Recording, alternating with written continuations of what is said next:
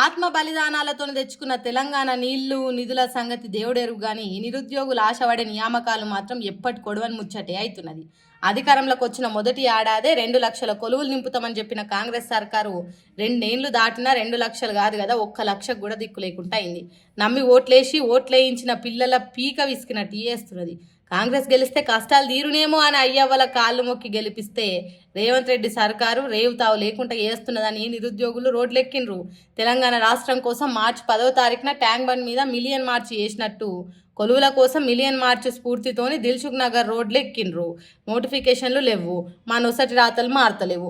Police డిపార్ట్మెంట్లో 20,000 కొలువులు ఖాళీగా ఉన్నా వాటికి నోటిఫికేషన్ ఇచ్చే సోయి సర్కార్కు లేదు.